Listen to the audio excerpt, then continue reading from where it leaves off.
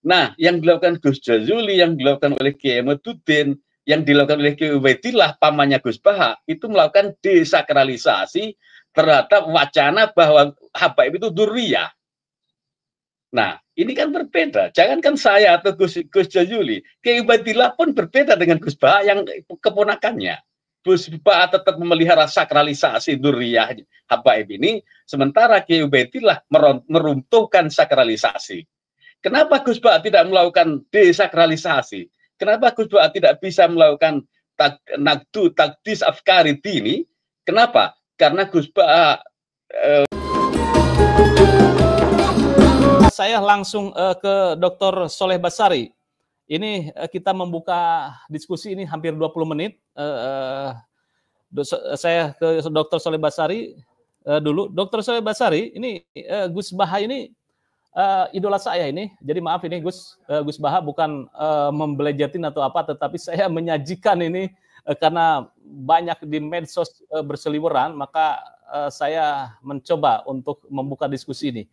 Dr. Soleh, ini bagaimana nih Gus Baha kok bisa terseret dengan opini polemik nasab? Mestinya sudahlah masalah fikih saja gitu ya. Itu banyak netizen yang mengatakan begitu. Menurut Anda bagaimana nih?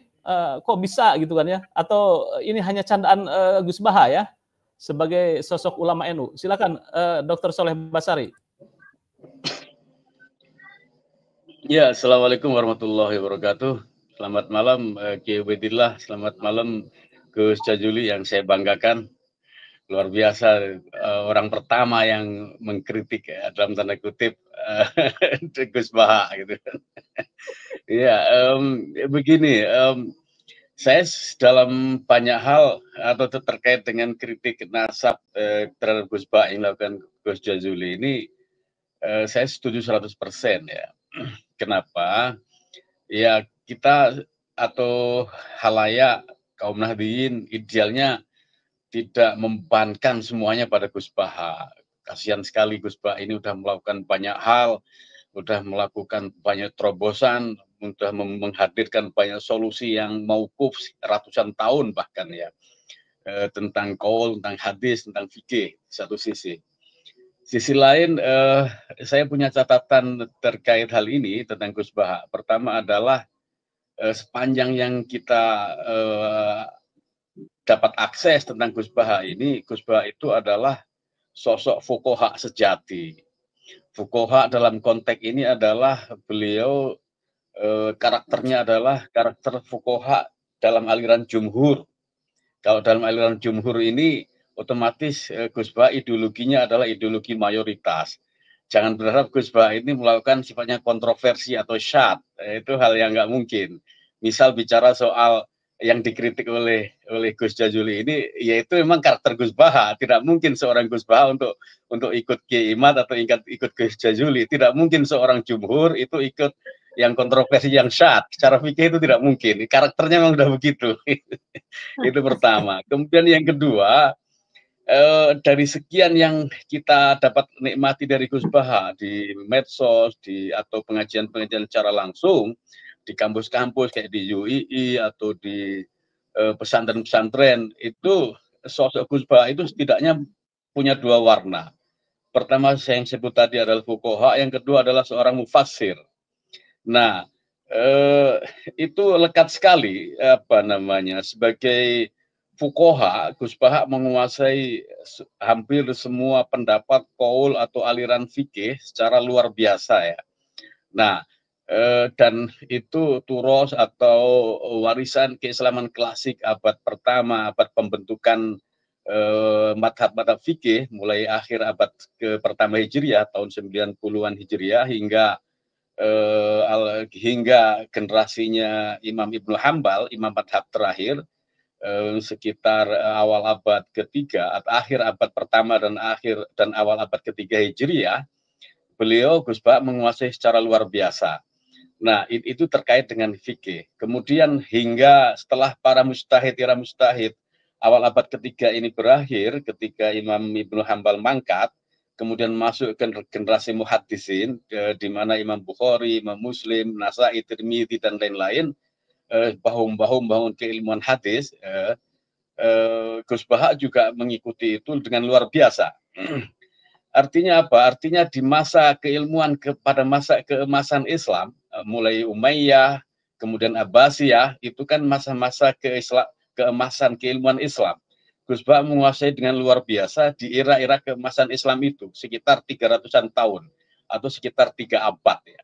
Mulai abad ke-7 Masehi hingga akhir abad ke-9, atau jelang kelahiran Ghazali di abad 10. Ya, Ghazali meninggal 1111. Itu adalah masa-masa keemasan Islam, dan di situ Gus Baha mendulang atau menggali resources tambang keilmuan Islam dengan luar biasa.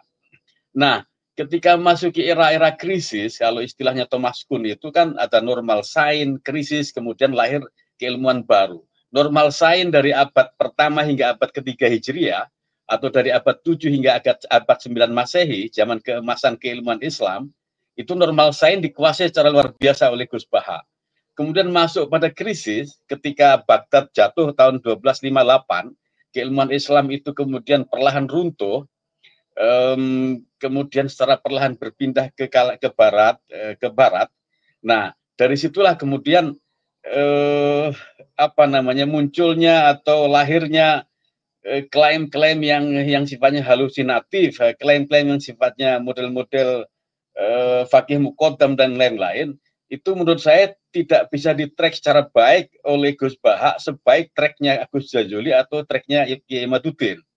Nah, ini yang saya maksud, bahwa kita tidak bisa memaksa Gus Baha untuk menyelesaikan segala hal. Ya, oke lah, kita harus berbagi yang lain. Kalau Gus Baha kuat dari sisi fikih, kuat dari sisi tafsir, meski tidak semua tafsir juga tidak tidak kemudian semua harus kita bebankan pada Gus Baha.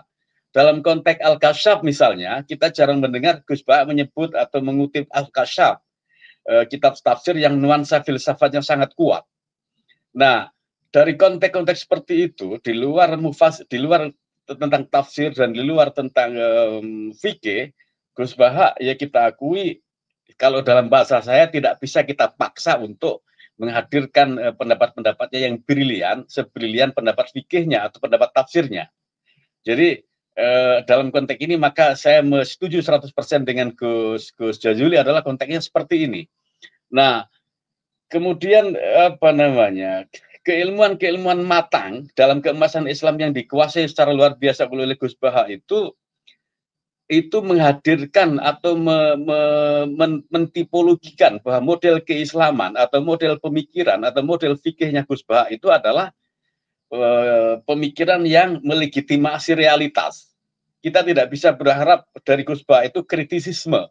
Kita tidak bisa berharap dari Gus Baha itu cara pandang atau perspektif yang berbeda atau yang keluar dari mainstream, keluar dari jumhur. Misal tentang Ba'alawi ini. Boro-boro bicara soal Ba'alawi itu bukan duriyah. Contoh misal yang saya maksud dengan cara keislaman atau model pemikiran Gus Baha itu adalah melegitimasi realitas dan bukan nalar kritis, misalnya adalah ketika dia mencoba untuk memecahkan problem keseharian, kemudian dia menyebut bahwa jadi orang Islam itu gampang. Udud, ngerokok, ngopi, tidur, tangi, subuhan, rokok, udud, tangi, subuhan lagi. Nah, ini adalah melegitimasi realitas. Bahwa hidup ini sebenarnya itu saja. Kita tidak bisa melihat. Padahal kan itu tidak cukup untuk menjawab sebuah tantangan zaman. Itu tidak cukup untuk menjawab realitas. Itu tidak cukup untuk menjawab orang yang butuh pekerjaan. Orang yang butuh pendidikan yang baik. Orang yang butuh tentang kesehatan. Atau orang yang butuh tentang tata kelola bernegara secara baik.